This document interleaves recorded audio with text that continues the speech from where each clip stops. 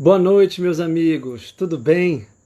Vamos começar mais uma live especialíssima de mentoria acadêmica e intelectual.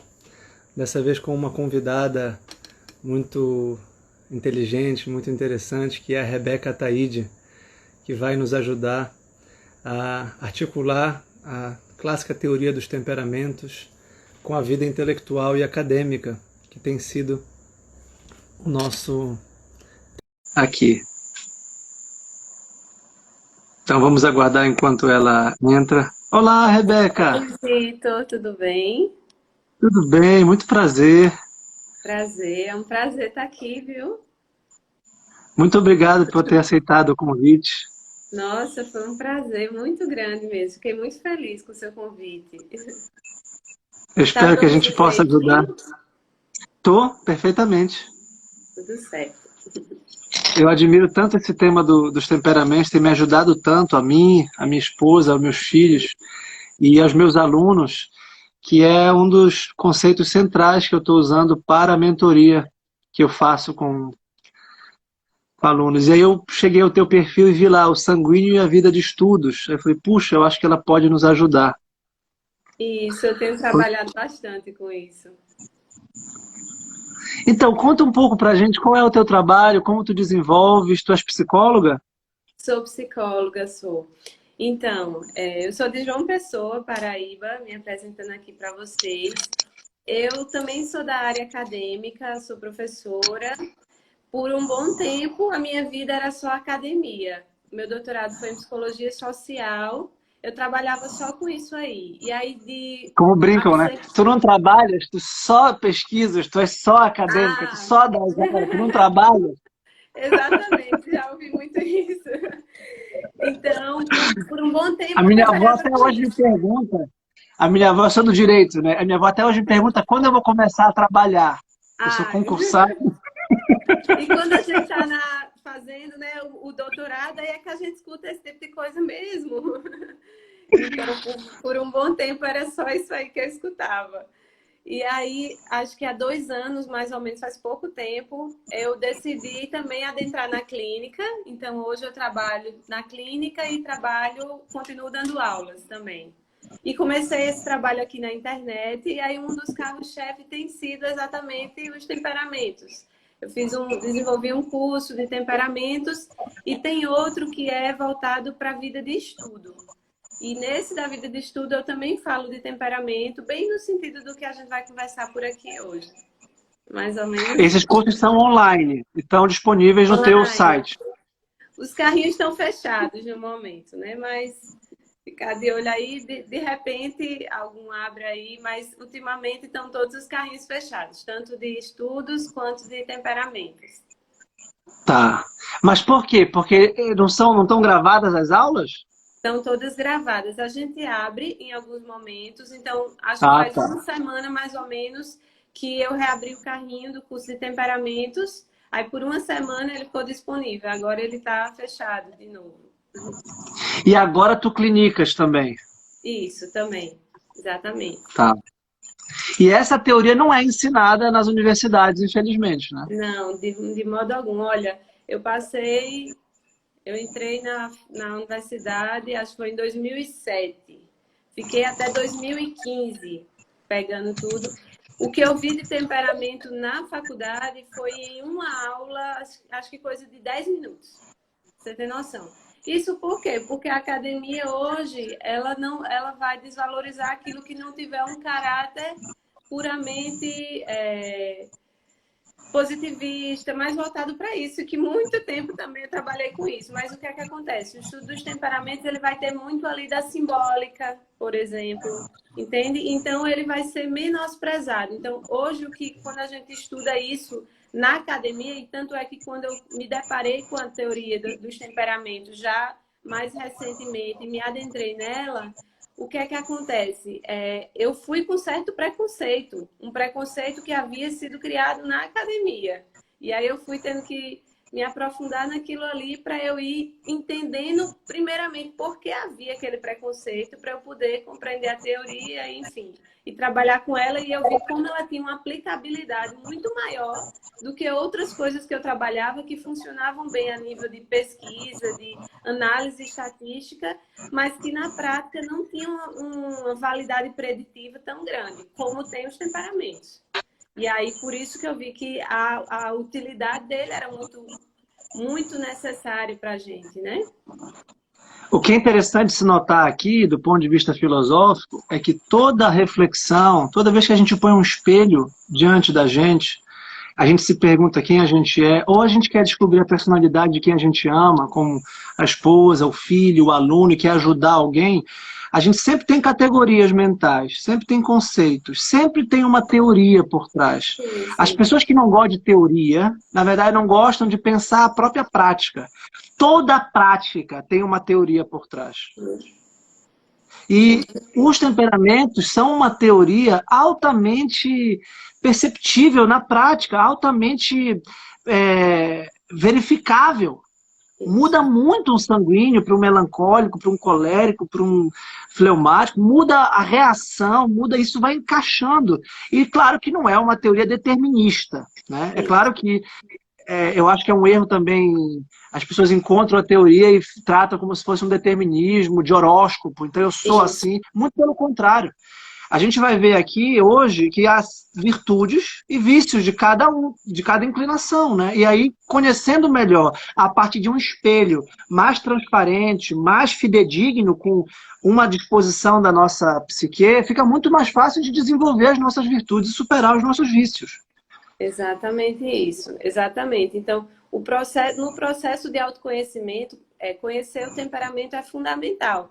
Ele não vai ser o único que vai influenciar no nosso comportamento, né? A gente também vai ser influenciado aí pela nossa personalidade, pelos valores, pelas crenças, pela nossa história de vida, mas o temperamento, ele tem uma influência muito forte, né? E aí a gente vai ver que tanto mais mecanicamente a gente age, mais forte vai ser a influência dele, né? Quanto mais a gente vai crescendo na personalidade, menos você vai se deixando levar pelos impulsos. Então, tudo isso é importante. Se eu não conheço o meu temperamento, é como se eu ficasse, ou se eu não me conheço enquanto pessoa de um modo geral, é como se eu fosse um cego no meio de um tiroteio, que é a vida. Claro. Eu fico sem entender nada, né? E aí é muito importante isso que você falou, dessa questão do determinismo, porque isso tem sido cada vez mais claro. Como eu falo muito sobre isso, eu abro uma caixinha lá, a quantidade de perguntas que vem sobre temperamento é muito grande. E muitas pessoas no sentido bem determinista mesmo. Ah, eu sou colérico. Quer dizer que eu sempre vou ser chato? Coisas desse tipo, entende? E aí, o que é que a gente precisa entender? Que a intenção da verdade, quando eu estudo algo e eu me deparo comigo mesma, a intenção da verdade é justamente libertar e não aprisionar. Então, quando eu me deparo com esse conhecimento, eu preciso entender como é que eu faço agora. O passo seguinte é como é que eu faço para canalizar esses impulsos para o que é bom, verdadeiro e belo. Então, sempre é isso. Eu faço esse processo, né, de me entender, né, de me observar, para depois, pronto, descobrir, é isso aqui. O que é que eu posso fazer com isso aqui agora, né? Para melhorar a gente. E se superar, né? Exatamente. Se superar constantemente, nunca emergir numa resignação, num conformismo. Eu sou assim e pronto. Está sempre lutando, porque a vida é luta, a vida é superação, a vida é força, é virtude. Exatamente. Então, entender que quanto mais a gente consegue fazer esse processo de eu entendo quais são meus impulsos, eu vejo o que é favorável em mim para o meu crescimento. E eu vejo também aquilo que me limita enquanto pessoa, para que eu possa transformar, mais eu cresço. E não o processo de, eu sou assim e vou morrer assim para sempre. É diferente. Vou te fazer uma pergunta, Rebeca, que eu não tenho resposta, não é uma pergunta retórica, eu tenho até dúvidas sérias sobre isso. Tu começaste dizendo que a psicologia moderna tem uma matriz positivista e ao mesmo tempo tem um dualismo que separa o corpo da alma, né? Sim. Desde Descartes, no caso. A teoria dos temperamentos era uma teoria médica do corpo, né? Efetivamente, as substâncias substâncias, elas eram como se a gente pudesse ver o tipo sanguíneo. O Isso. positivo, A negativo, como você pudesse ver no teu, inclusive o formato do rosto, né? O formato do corpo, o colágeno, a pele, a gordura, como se tu chegasse a aprofundar nesses termos, dá para Então, verificar nesses começou, termos? logo quando começou a teoria dos temperamentos, lá com Hipócrates, bem antiga, né? Com o pai da medicina. Então, ele observava realmente a nível de fluido corporal. Então, havia a bilis negra, bilis amarela, o fleuma, né? E o O sangue, sangue. né? E era como se a gente colocasse dentro de um caldeirão. Eles diziam assim, eu coloquei dentro de um caldeirão. O que se sobressair mais vai ser aquilo que vai estar mais destacado em mim. E aí eles Mas diziam dava que para ver isso? Dava para aquilatar isso? não, eles falavam a nível, ainda era muito a nível teórico. Ainda não tinha assim. Porque como é que eu vou verificar se no teu corpo tem mais fleuma, bilis negra, bilis amarela ou sangue?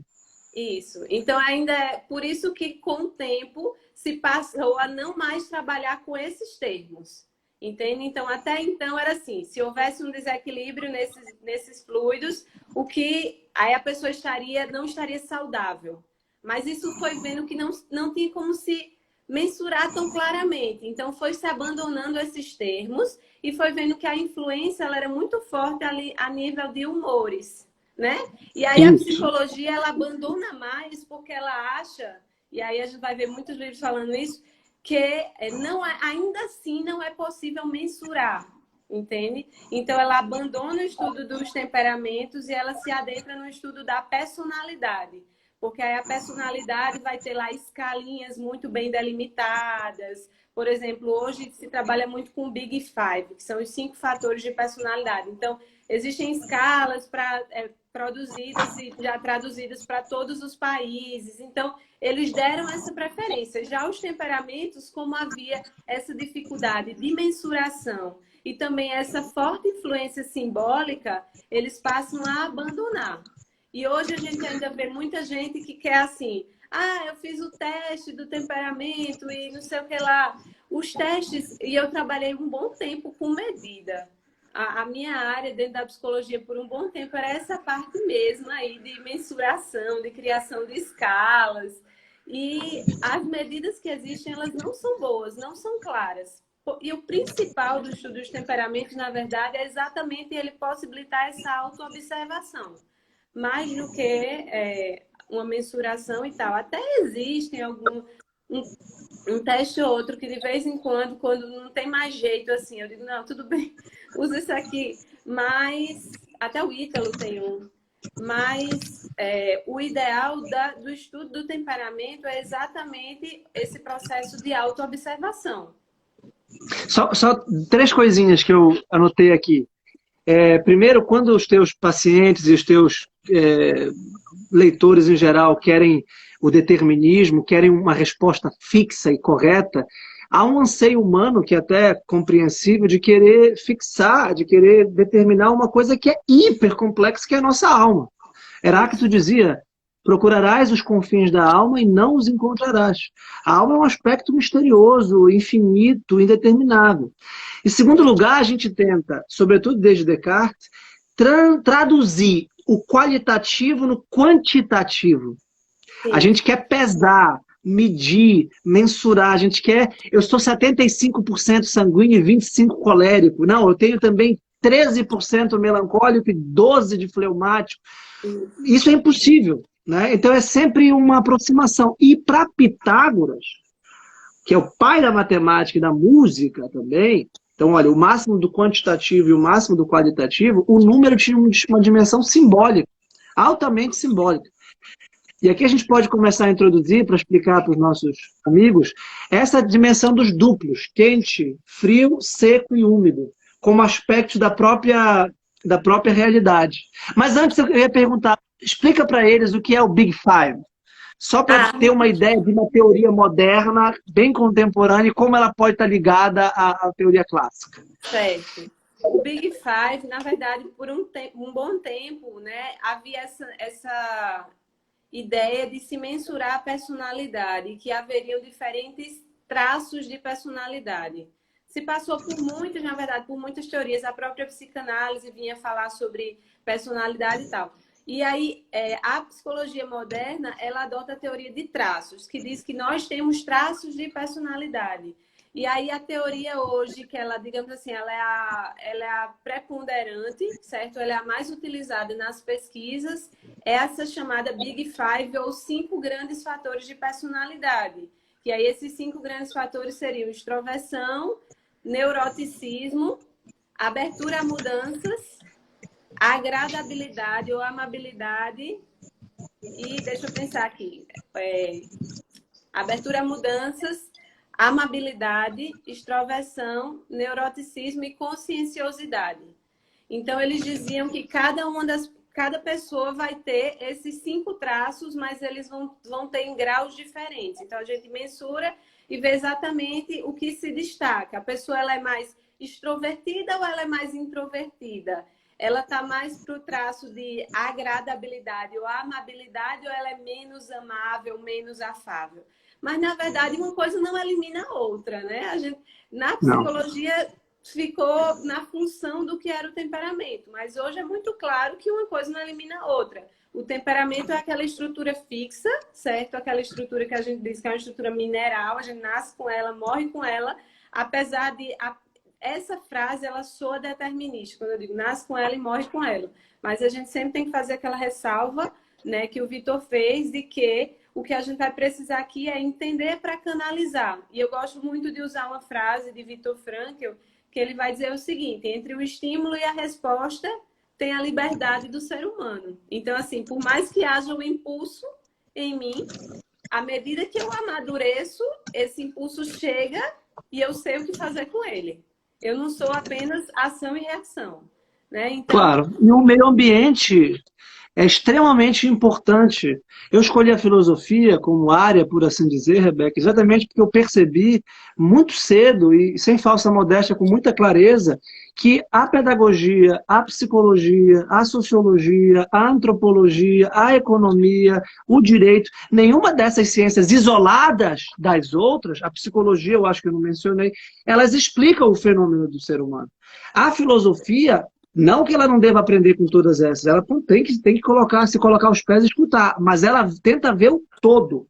Ela tenta ver o ser humano, a família, o mercado, a polis, inclusive o céu também. Toda a dimensão global.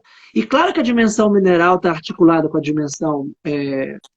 dimensão vegetal, né? Que é a que depende do ambiente. Então, um sanguíneo, eu e meu irmão somos sanguíneos, por exemplo, somos muito diferentes. Tivemos a mesma educação, mas tivemos influências e impactos e lidamos com as influências pedagógicas dos nossos pais. Meu pai é colérico, minha mãe é sanguínea, e aí a gente tem influência, eu consigo ver como eu imito a minha mãe, eu tenho ela como modelo, também tenho meu pai, ele também, meu irmão, e aí a gente vai equacionando a nossa existência na liberdade, né? Perfeito, exatamente. Eu sou sanguínea também, Vitor. Engraçado que acho que desde o nosso primeiro contato, essa era a minha hipótese e eu ia lhe perguntar. Quem me conhece muito pouco já sabe que eu sou sanguíneo. Eu sou um sanguíneo bem característico. Que eu fiz, dava para perceber. Eu me realizo na fala, eu gesticulo, eu me envolvo. E, por outro lado, aí vem a busca do oposto que complementa. Tu falaste, saúde é equilíbrio, saúde é harmonia. Então, a gente pode até entrar já nisso.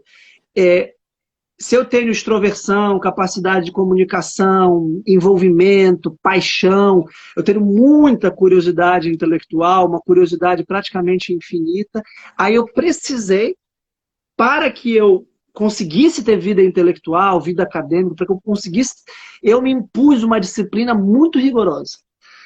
Então eu tenho prazo de leitura, eu tenho prazo de agenda, uma agenda de um colérico radical, assim.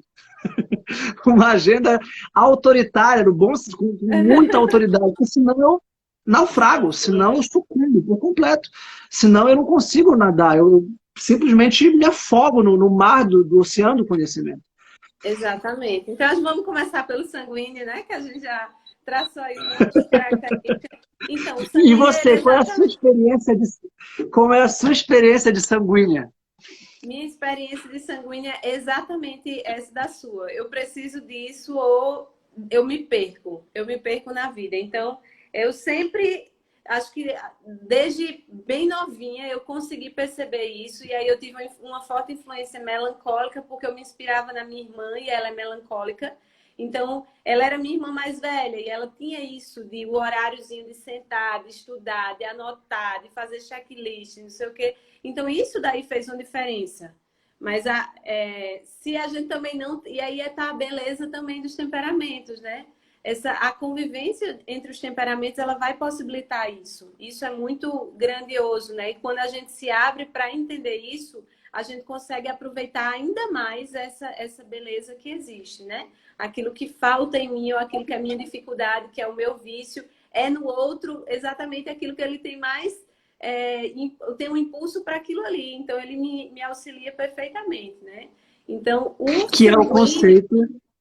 o conceito que tu falaste ainda há pouco, eu repito, só para refiná-lo filosoficamente, o conceito de saúde do corpo participa de um conceito cosmológico de equilíbrio dos contrários e dos opostos.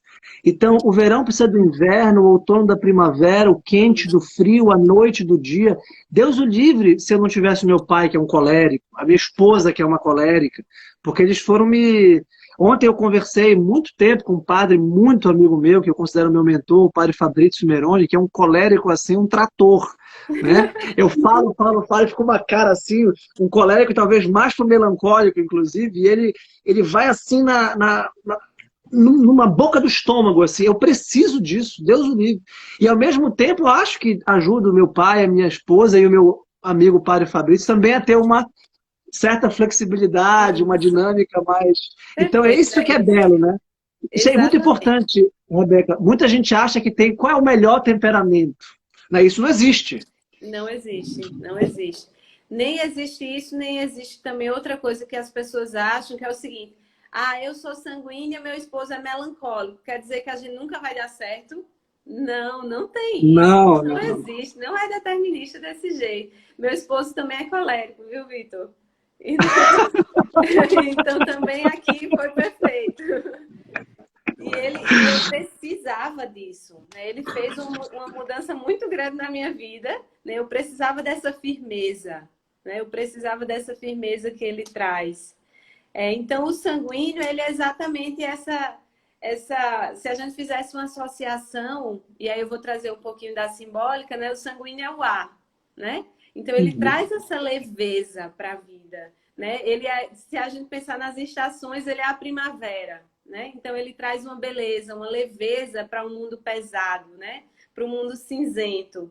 E ele vai ser aquela pessoa que vai estar sempre buscando animar os ambientes, vai ser sempre muito alegre, ele vai ser muito afável, vai ser muito criativo, né? Vai ser aquela pessoa da motivação, né? Que tem uma coisa nova, viu uma novidade, já está lá tentando motivar, tentando puxar as outras pessoas. E aí, para quem tem dúvida com relação a isso, só duas perguntinhas que eu acho que são fundamentais para ajudar aí quem ainda está na dúvida de, eu sou sanguíneo.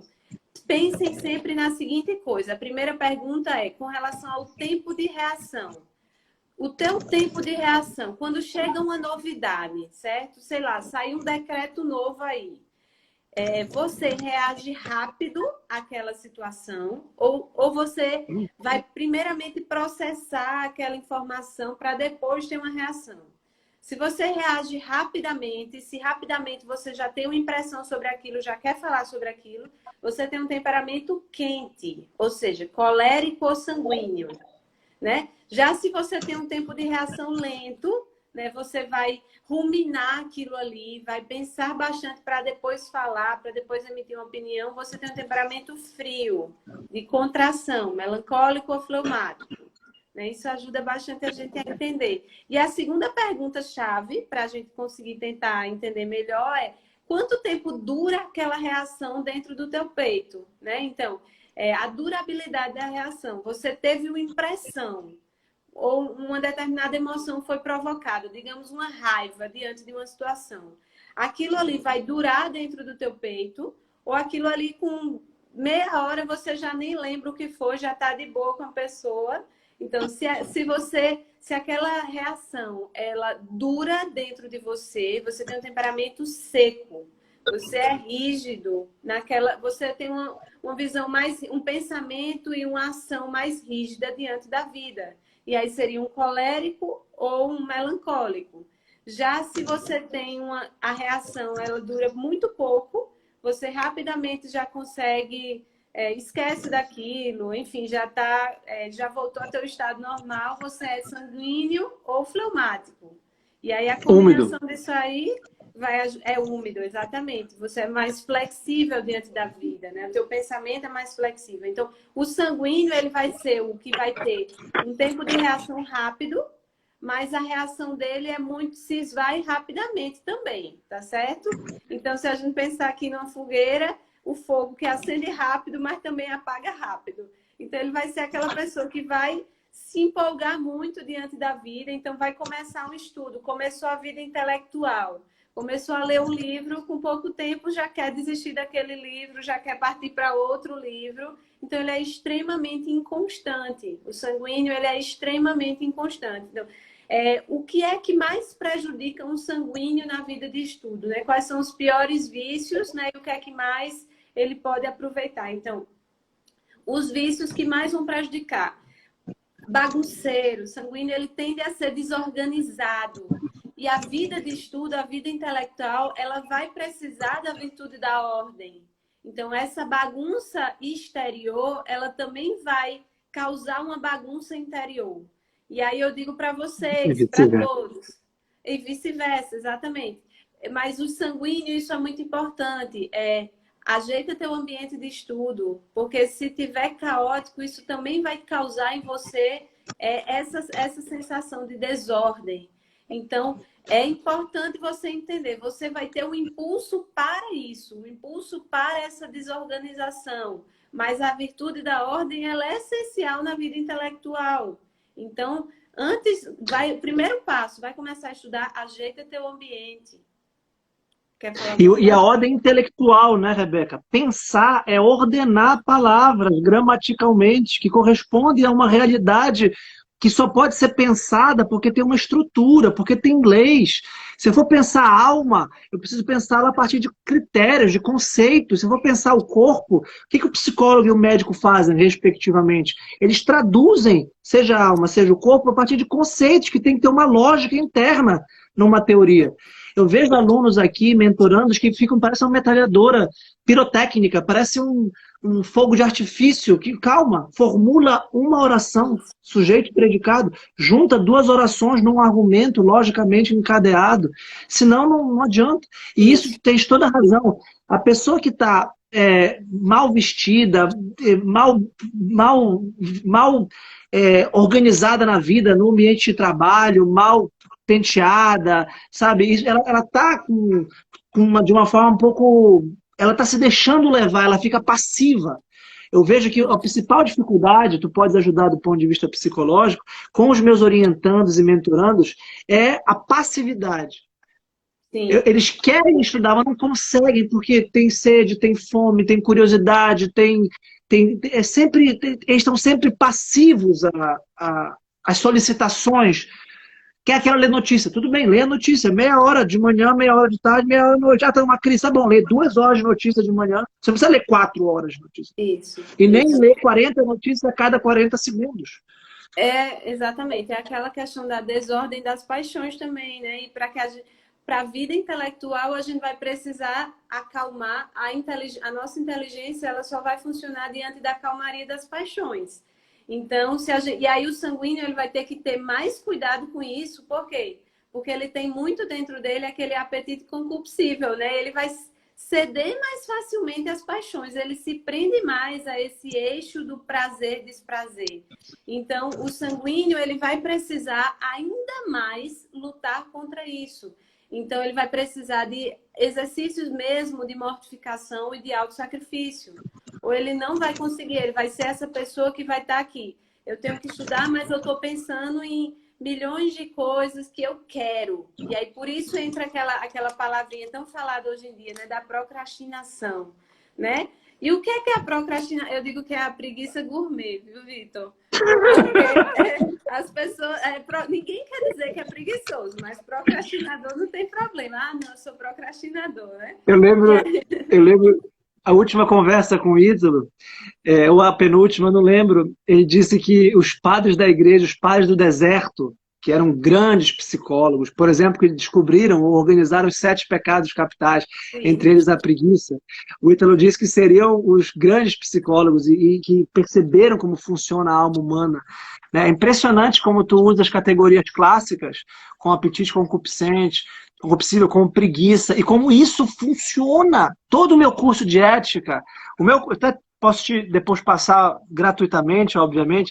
Eu dei um curso de ética prática das virtudes em que eu falo das virtudes cardeais, dos 4 temperamentos, dos 7 pecados capitais. E quando acabou, acho que são 13 aulas.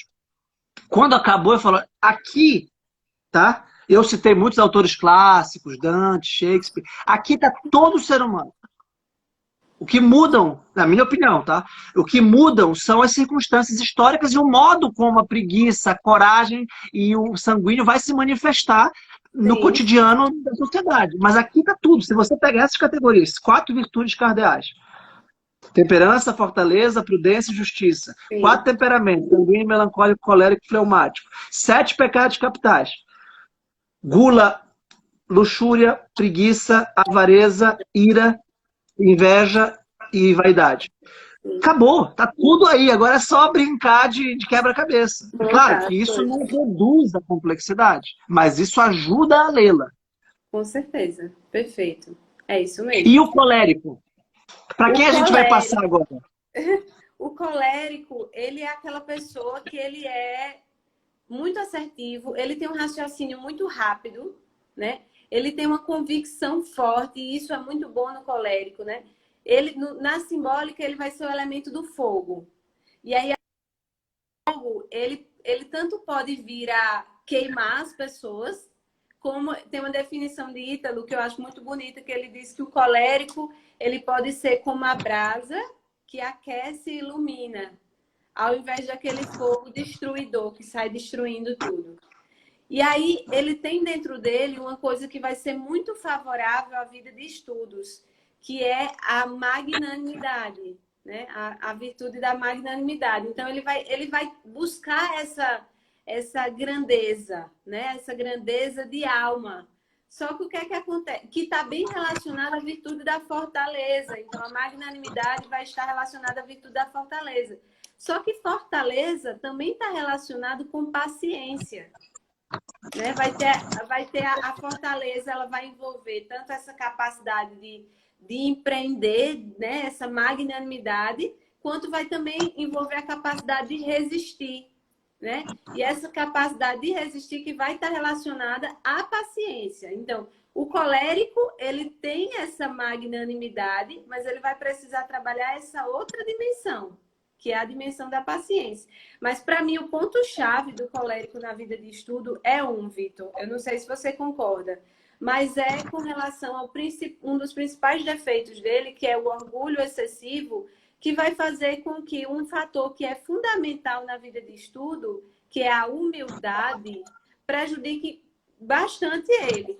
E aí eu trago, por exemplo, se a gente pegar lá aquele texto clássico, né, do Hugo de São Vito, que ele vai falar da humildade, ele vai dizer 3 conceitos que eu vejo que para o colérico vai ser dificílimo, e se ele conseguir vencer isso, ele vai vencer na vida de estudo. Então, quando eu pego lá a ideia que ele vai dizer, né? Então, o estudante, aquela pessoa que ela está querendo entrar na vida intelectual, ele precisa aprender a respeitar todo e qualquer conhecimento. Eu não vou menosprezar o conhecimento. E o colérico, ele vai ter essa tendência a dizer, eu já sei isso. Isso é besta. Entende? Então, isso aí é uma das barreiras que ele vai precisar enfrentar muito forte. Outro elemento que o São Vito traz, que é a questão da não desprezar ninguém que venha trazer o conhecimento. Então, às vezes, ele também vai ter essa tendência de olhar para a pessoa e de achar que ele sabe pouco, eu não tenho nada a aprender com ele. Então, esse orgulho do colérico é o que pode prejudicar profundamente ele na vida intelectual. Então, se tem uma virtude que o colérico precisa trabalhar, é a humildade. Ou ele trabalha a humildade, ou ele não vai crescer, porque ele não vai dar importância devida ao conhecimento, ele não vai dar importância devida àquela pessoa que pode estar trazendo de fato uma coisa que ele não sabe. Ele é muito cheio de si, né? Muito em si mesmado, muito seguro, o que gera potencialmente um caráter autoritário. Ele acaba, em vez de iluminar, queimando e atropelando as pessoas, né? Ele tem uma dificuldade muitas vezes na oitiva, né? Porque eu sei o que eu estou dizendo. E eu sei que eu estou certo. E, bem, Santo Tomás também dizia, tu falaste de um mestre escolástico, cito outro, Santo Tomás, não atentar para quem diz, mas o que se diz. Não atentar para como se diz, mas o que se diz. O sábio, ele está crivando. Se é uma pessoa humilde, se é uma pessoa... O que interessa é o conteúdo da verdade. Isso, né? Exatamente isso. E aí, coléricos... Ele é quente e seco, né? Só para organizar didaticamente. Isso. Ele é quente e seco, certo? Se a gente fizer o comparativo aqui, ele é fogo, quente e seco, e eu falei que o sanguíneo é primavera, ele seria o verão, né? Então, aí a gente precisa... Tu já fizeste a experiência de escutar as 4 estações do Vivaldi atentando para isso? Atentando para isso, não. Nunca fiz. Olha, é um exercício extraordinário, viu? Primeiro que é uma das grandes peças do barroco italiano, e segundo que é impressionante a correspondência. É isso que me fascina na simbólica, né?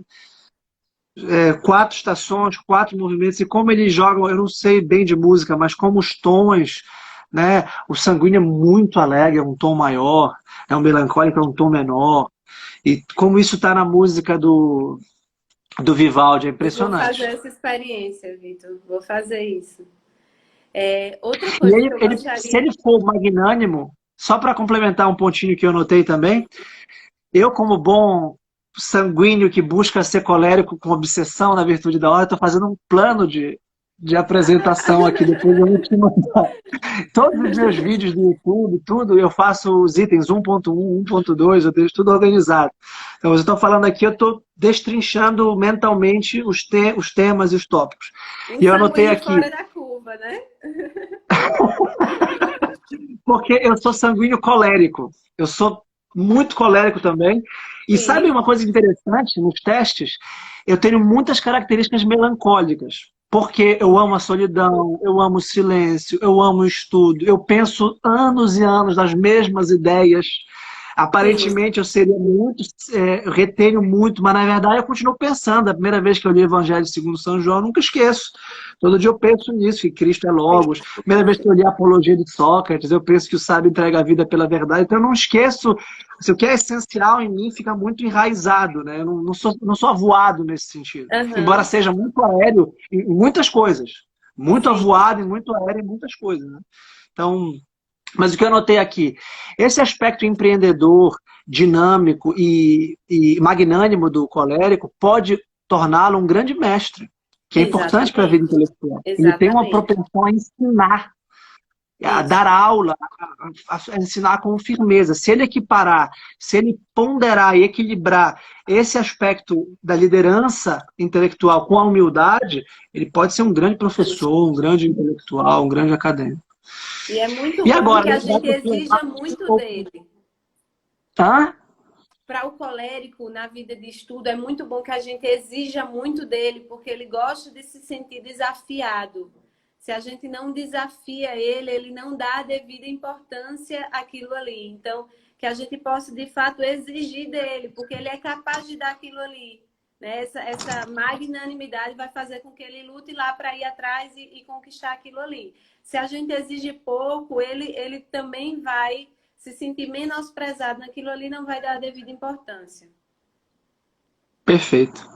E agora, a gente vai para o fleumático ou o melancólico?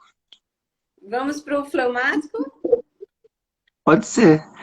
Depende, sempre é um quadrado, né? A gente pode olhar ou para o aspecto da quente ou frio, ou seco e úmido. Aí a gente vai ou para um lado ou para o Isso. outro. A gente começou com o sanguíneo, né, que é Sanguíneo. úmido e quente. Quente, Fomos para o colérico, seco e que é quente e quente. seco. Agora vamos para o úmido e frio, depois o úmido ou o seco e frio. Não é isso? Tá, isso. Então, o fleumático, na simbólica, ele seria água, né? Então, ele vai ser úmido e frio, como a gente falou. Então, ele vai ter essa característica da flexibilidade. O fleumático, ele é aquela pessoa extremamente flexível, certo? Que se adapta facilmente a qualquer situação. Isso vai ser muito bom, né? Em alguns aspectos. Inclusive, há um tempo atrás, eu peguei ali a minha veia de pesquisadora também e dei uma conversada com amigos, bem informalmente mesmo, né? Com muitos amigos em grupos e tracei um questionáriozinho para tentar entender como era a vida deles, qual era o temperamento e como era a vida de estudo, o que funcionava, o que não funcionava. E uma característica interessante que eu vi nos fleumáticos é que eles se valem também dessa questão ambiental. Como eles são muito adaptáveis, eles se adaptam facilmente a qualquer situação, eles se valem do ambiente em si em que eles estão estudando. Então, por exemplo, muitos disseram que eles se dão muito bem estudando em bibliotecas. É como se eles incorporassem aquilo ali, né? Aquele ambiente, e eles conseguem se adaptar àquilo ali. O sistema de mentoria também, o fleumático, ele é aquela pessoa, é o seguinte: ele vai estudar, ele vai ser extremamente reflexivo e detalhista. Então, ele vai demorar muito tempo numa coisa. E aí, por isso que às vezes a gente vai ver a descrição do fleumático como se ele fosse lento. Mas, na verdade, é porque... E aí ele tem esse tempo de reação lento, mas não quer dizer que o fleumático ele não entende das coisas. Mas é porque o jeito dele de olhar, de se deparar sobre a realidade é diferente. Então, ele vai olhando aqueles detalhes, às vezes ele pega um detalhe e ele passa o dia todo pensando naquilo ali. Então, o que é que acontece? Quando é uma coisa que exige prazos, tá certo? Então, digamos assim, ele está se preparando para uma prova ou para alguma coisa assim, ele pode ter muita dificuldade. Então, ele pode perder prazos, isso gerar um desgaste. Mas quando Ele pode ter um pouco de medo, ansiedade, insegurança. Exatamente, até porque isso vai sendo reforçado. Como o ritmo dele é diferente, né? Então, muitas vezes, o resultado em si, aquele resultado objetivo, pode não ser tão bom. Mas, por outro lado, na vida intelectual, ele é um dos que mais vai se valer do elemento do tempo.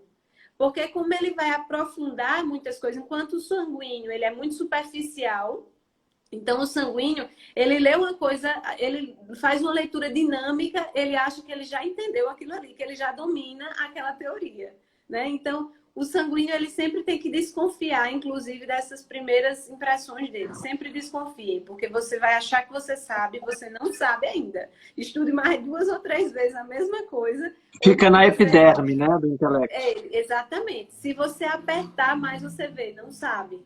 Entende? Mas é porque, exatamente, ele vai ter esse vício aí de achar com pouca coisa que ele já sabe aquilo ali. Já o fleumático, ele é o contrário. Ele aprofunda muito. Esse aprofundar muito vai demandar tempo dele. Mas aí, com a passagem do tempo, a vida intelectual dele vai ser uma vida intelectual muito rica. Se ele se valer disso aí, obviamente, né? Então, ele vai estar lá observando detalhes, aprofundando aquilo ali. Então, com o tempo, ele vai ter ali um arcabouço muito bom, de muita coisa que ele já refletiu, né? Mas aí, quando é uma tarefa objetiva, que ele vai precisar ali com pouco tempo, aí aquilo ali ele pode sair no prejuízo e aí gerar essa ansiedade, né, que o Vitor falou. Eu vejo que o fleumático ele é um grande cumpridor de ordens, ele precisa de uma liderança, ele precisa de um caminho, ele precisa de uma voz, de uma vocação, de uma convocação. Ele precisa estar se sentindo num time, ele precisa estar se sentindo, faz da biblioteca, né? Ele precisa estar vendo as pessoas fazerem, acompanhando prazos que não o sufoquem, porque ele também pode ter temor, esse receio, essa certa insegurança, mas ele precisa ser conduzido, como a água, Isso, cuja força isso. depende de um dique, né? De um Sempre, cano, sempre o porque caso fleumático vai contrário, precisar. Isso. Ele sempre vai precisar dessa pessoa. E aí o ideal é que dê a ele inicialmente pequenos objetivos. E aí quando você o vê cumprindo aquilo ali, você aumenta aqueles objetivos e você vai caminhando lado a lado com ele. Ele é aquela pessoa que de fato você vai precisar. Então, se ele encontra uma figura, se ele encontra uma figura que tem esse papel, ele vai crescer profundamente. Então, se ele está lá abandonado, ele pode ter muita dificuldade de organização, porque, como eu falei, o pensamento dele é diferente, o jeito dele se debruçar sobre aquilo ali é diferente. Mas se ele encontra alguém que vai guiar, que vai direcionar o que ele vai fazer, ele vai crescer profundamente. E se você consegue incutir nele convicções fortes, convicções profundas, principalmente voltadas para a busca da verdade, ele vai ser imparável, o fleumático. Por mais que a uma primeira vista a gente não ache isso dele. E se a gente parar para pensar em exemplos de fleumáticos, o próprio Ítalo, né? Ele pega aí o eu não Ítalo, acredito nisso. ele não parece, né? Mas quando Eu sei que você... ele não pode ser fleumático. Eu sei que ele se diz fleumático e ele tem capacidade de ter autoconhecimento. Mas eu não consigo associar, não parece ser um bom exemplo didático de um fleumático. Ele não Eu parece só de jeito consegui nenhum fleumático. entender, eu só consegui entender que ele era fleumático quando eu conversei com ele pessoalmente. Enquanto estava na internet, realmente não parece.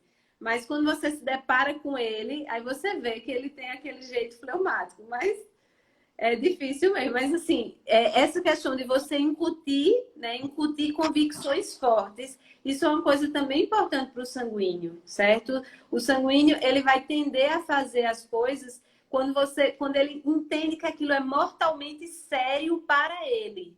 E principalmente quando ele faz aquilo por alguém. Então, o sanguíneo tem muito isso de fazer por alguém. Então, mesmo que seja por sua família, por seu filho. Então, o sanguíneo tem muito disso. Então, é outra estratégia para que ele consiga terminar alguma coisa, fazer por alguém. Mas ele precisa entender, sanguíneos e fleumáticos, que aquilo é mortalmente sério para ele. Enquanto ele Que é a estiver achando que umidade, é... né? Oi? A umidade. Exatamente, é. Eles estão Exatamente. misturados, eles estão, de algum modo, em comunhão. Eles precisam de... O colérico e o melancólico, eles têm autossuficiência e autossegurança e confidência e confiança. E o sanguíneo e o fleumático, eles estão ali Isso. dependendo dos outros. Eles estão, acho que no inglês, social oriented, né? Orientados ao Sim, social, sim. né? Isso, exatamente, exatamente. E aí, fleumáticos, inclusive, principalmente aí para crianças fleumáticas, a gente tem que ter muito cuidado nos ambientes, nos grupos que elas frequentam, porque elas vão ter essa tendência, dependendo do ambiente social, incorporarem aquilo ali. Então, se ela está dentro de um bom grupo, ela vai tender a crescer com aquele grupo. Mas se ela está dentro de um grupo ruim, ela vai sair no prejuízo, ela incorpora aquilo que tem ali no grupo. O sanguíneo também faz isso, né? Como o Vitor falou, é do temperamento úmido, isso aí, essa adaptação extrema, que pode ser muito boa, mas também pode ser muito ruim, né? Dependendo da referência que a gente vai ter ali. Eu me lembrei agora de um dos mais famosos sanguíneos da tradição da igreja, que é Santo Agostinho. O quanto os contatos com as pessoas eram muito importantes, tanto que a sua conversão é determinada por um contato específico com Santo Ambrósio, com a sua mãe Santa Mônica e com certos amigos específicos, né? E o quanto ele dependia de um grande ideal, de verdade e que estivesse ligado a pessoas. E por isso que também estava ligado ao encontro com o próprio Cristo, como pessoa, não como ideia filosófica, porque ele era filósofo. Sim, sim, exatamente isso. Perfeito. E o Santo Agostinho é melancólico? inspiração, né? É O a inspiração de melancólico. todos também. O melancólico ele vai ter características que elas são bem favoráveis à vida de estudo, né? Ele já é aquela pessoa que ele consegue focar, né? Diferente do sanguíneo e de um fleumático que tem uma dificuldade de foco muito grande. O melancólico, ele tem uma facilidade para focar muito grande. Então, isso aí já vai ser uma coisa muito boa para ele. Além disso, o melancólico, ele é extremamente organizado, extremamente metódico, né? Ele tem essa apreciação pela ordem, pela rotina, que já é natural dele, né? Ele não precisa estar lutando, né? Como a gente luta, Vitor. Não precisa estar nessa luta tão grande, ele já é mais natural, né? Eu vejo minha irmã e ela é assim, né? E aí ele vai gostar muito na vida de estudo de se valer de técnicas, métodos e técnicas de estudo, de um cronograma organizado. Ele vai ter uma necessidade de rotina. A rotina é natural no melancólico, mas não quer dizer que todo melancólico ele vai ter uma rotina e uma ordem estabelecida. Não. O melancólico ele pode estar desordenado e isso aí também não está funcionando na vida dele. Inclusive, os pacientes melancólicos que chegam nesse nível é quando a vida está mais desestruturada. Então, uma das primeiras coisas que a gente precisa ajeitar ali é a rotina. Então, a rotina vai ser extremamente importante, até para que ele consiga pensar com clareza, tá certo?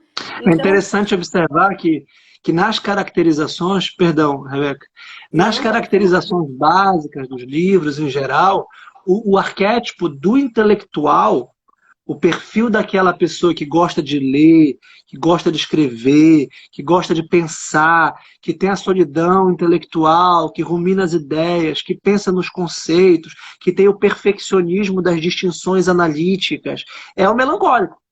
O sanguíneo é o professor, o político, o fleumático é o diplomata. Isso. O artista, né? O sanguíneo é muito visto nesse sentido. Mas o colérico é o governador, o líder, o que está na frente, e o melancólico é o intelectual e o poeta. Aquele poeta que tem um mundo interior profundo. Qualquer pessoa que tenha experiências religiosas, experiências profundas da memória, experiências intensas de inteligência pelos conceitos, pela música, grande música romântica, poesia romântica, esses são os melancólicos. Isso. Isso porque eles têm realmente características que vão favorecer isso. O que não quer dizer, como eu falei, que todo melancólico ele vai ter essas características, porque isso pode estar desordenado. E aí, um dos primeiros passos é exatamente fazer com que eles voltem para aquilo que é importante, né? Que já é uma inclinação natural deles, mas que por algum motivo foi desordenado. Então, a questão da rotina é extremamente importante. Então, a gente precisa, na verdade, ajudar também muitas vezes, porque o que vai prejudicar o melancólico é porque ele tem muitas vezes um senso de proporção distorcido das coisas. Então eles acabam, por exemplo, como eles enxergam as coisas com um peso muito grande, ele enxerga a vida com um peso muito grande, então ele vai ter dificuldade nesse senso de proporção e a gente vai precisar ajudar ele a categorizar mais as coisas. Então eu gosto de dar, por exemplo, aos meus pacientes uma tarefinha bem simples. Quando vem aquele peso do mundo na cabeça, é muita coisa para eu estudar, é muita coisa para eu ler. Certo, vamos categorizar aqui, vamos colocar aqui no papel. E aí eu gosto de colocar em 3 categorias. Olha, você vai dividir aquilo ali no que é essencial, o que é importante e o que é desejável, certo? Então, eu tenho 3 categorias. Quando eu vou estudar, eu vou ver ali o que é essencial, o que é, digamos assim, o cerne daquilo que eu preciso é isso aqui. Então, eu vou primeiramente focar nisso. O que é importante, ele está numa categoria menor do que o essencial, mas ainda é algo muito importante. Por fim, sobrando tempo, né, sobrando exposição e tempo, você vai para o desejável. Né? O desejável, digamos assim, é a cereja do bolo, é o extra. Mas se eu deixo tudo dentro do mesmo pacote, eu acabo lidando como se aquilo ali fosse algo muito grande que eu não vou conseguir dar conta. E como o melancólico ele é muito pessimista, ele vai ter essa característica do pessimismo, de olhar a vida sob um ângulo mais difícil, então ele vai encarar aquilo como um peso muito grande. Então, quando a gente faz essa separação, nosso cérebro vai entender melhor. Peraí, não é tudo isso que eu estou achando, né? Dá para eu dividir aqui. Essa categorização vale para todos os temperamentos. Eu gostei muito. Para todos, exatamente. Ajuda todos, né? O Em melancólico relação ao, ajuda mais. Pode falar. em relação ao pessimismo do melancólico, eu acho que é um traço que pode atravessar todos os temperamentos, porque à medida que aumenta o nosso campo de intelecção, quanto mais a gente entende, né, há um vício comum dos intelectuais que é o idealismo. Isto é, que é submeter o mundo à nossa cabeça, submeter o mundo às ideias. Como eu sei como funciona o direito constitucional, como eu sei como funciona a psique humana, como eu sei como funciona a organização do ambiente, como eu sei como funciona tudo, e as coisas nunca funcionam conceitualmente como deveriam funcionar, porque a existência não acompanha a máxima atualização da potência, da essência. Então eu estou sempre comparando o ideal com o real empírico aqui. E por isso, claro que nenhum casamento é perfeito, nenhuma obra de arte é perfeita, nenhuma. Então eu sempre vou buscar o que falta, eu sempre vou ficar preocupado em comparar e contrastar a efetividade das coisas com o ideal que eu tenho delas. E aí é claro que o resultado é pessimismo. É claro que ele vai dizer, não, mas vai faltar isso, vai faltar isso, vai faltar isso. Né? E a frustração e a infelicidade. E talvez, como o melancólico, ele vai se valer dessa via, né, dos estudos, então talvez isso seja um pouco mais exacerbado nele, porque ele começa a se dar conta disso tudo que você falou antes, né, por já estar se debruçando sobre isso aí. E aí uma coisa que eu também acho que vale, aí vale para todos os temperamentos, porque esse pessimismo ele vai vir atrapalhar, né, essa vida intelectual, é a contemplação do belo. Uma coisa bem simples, mas que ajuda profundamente a você entender melhor a realidade sobre um viés, tirar esse viés, né? Porque o pessimismo faz com que eu enxergue ela por um único ângulo, e aí eu preciso entender a realidade sobre as diferentes facetas que ela tem. E aí, quando eu começo a fazer um exercício simples, às vezes eu digo, olha, 10 minutos antes de você começar a estudar, de manhã, 10 minutos à noite, contempla uma coisa bela, contempla uma obra de arte, para e escuta uma música bela ou uma paisagem bela.